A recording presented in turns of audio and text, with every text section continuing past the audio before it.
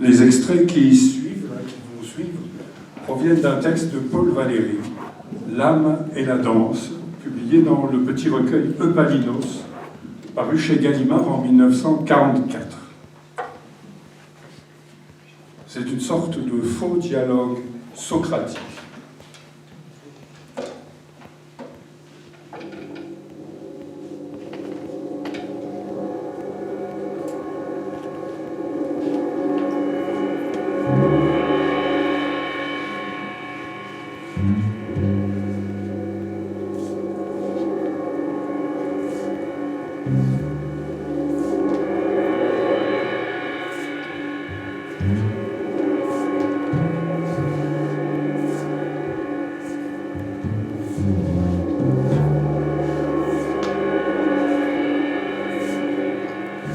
Socrate, par les dieux, les claires danseuses, quelle vive et gracieuse introduction des plus parfaites pensées. Leurs mains parlent, et leurs pieds semblent écrire.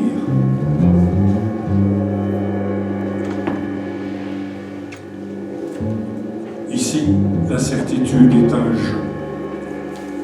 On dirait que la connaissance a trouvé son acte et que l'intelligence, tout à coup, consent aux grâces spontanées.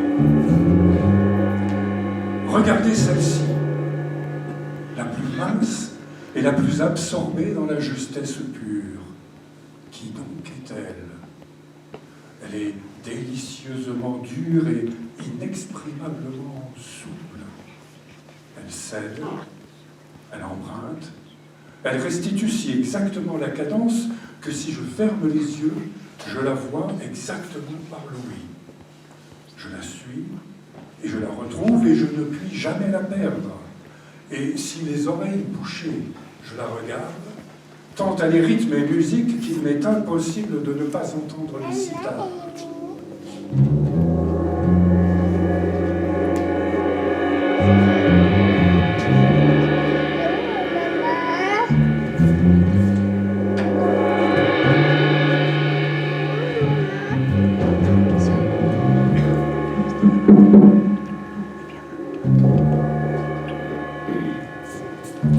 Voici donc enfin qui entre dans l'exception et qui pénètre dans ce qui n'est pas possible.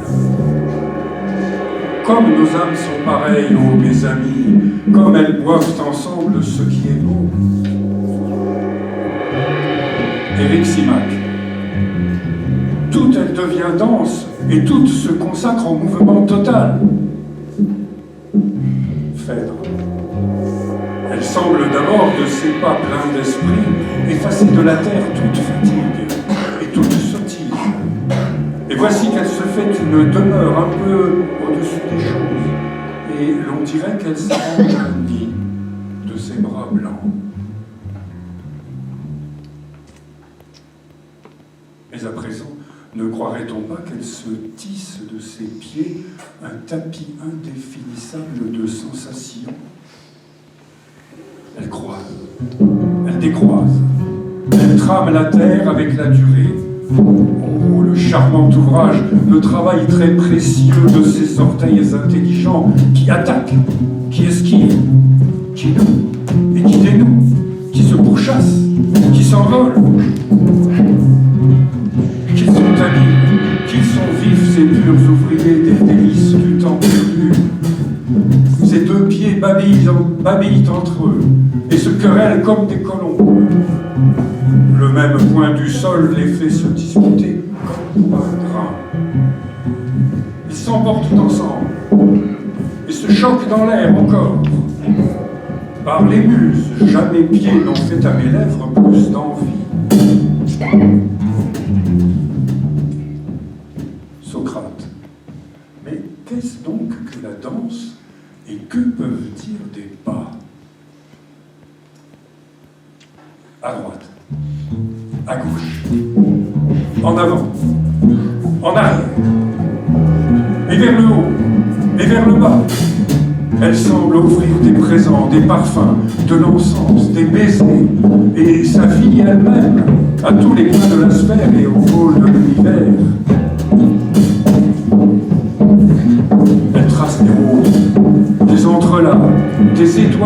mouvements et de magiques enceintes. Elle bondit hors des cercles à peine fermés. Elle bondit et court après des fantômes.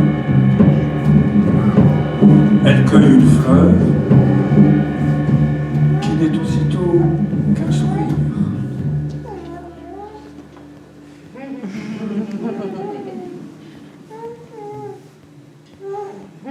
Crois-tu qu'elle représente quelque chose?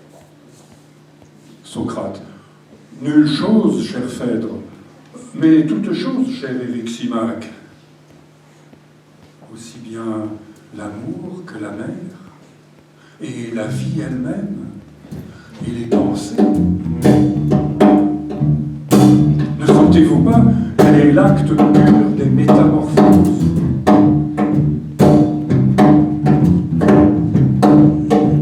Phèdre, regarde la palpitante. On croirait que la danse lui sort du corps comme une flamme.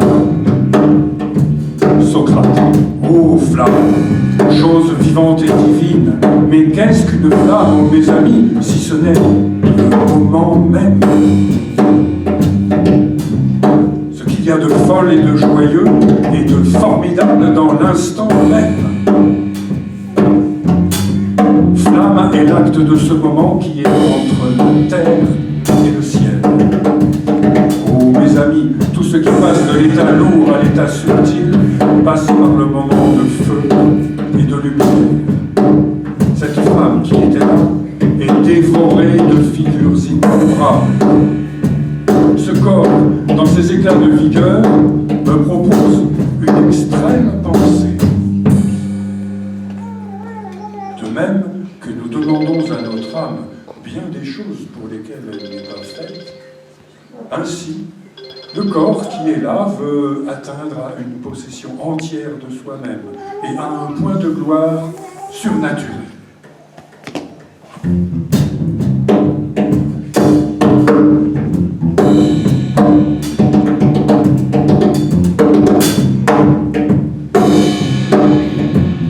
Phèdre, regarde, mais regarde, elle danse là-bas et dans nos yeux ce qui s'y faisait nous dire.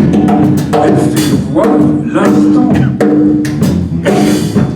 Oh, quels joyaux elle traverse. Elle jette ses gestes comme des scintillations. Elle demande à la nature des attitudes impossibles sous l'œil même du temps. Elle se laisse tromper. Traverse incroyablement l'absurde. Elle est divine, instable. Elle en fait don, elle en regarde.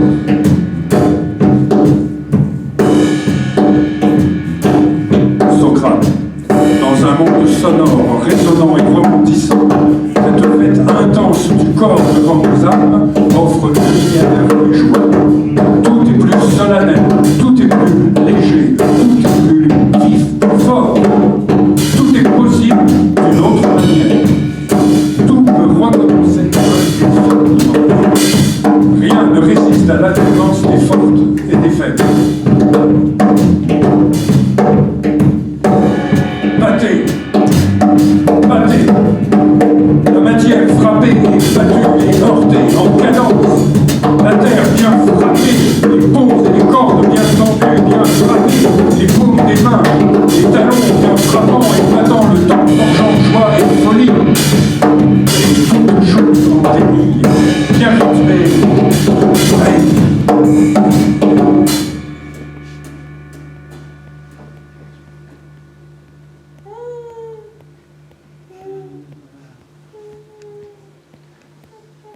D'où reviens-tu?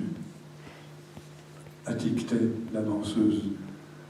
Asile, asile, ô mon asile, ô tourbillon. J'étais en toi, ô mouvement, en dehors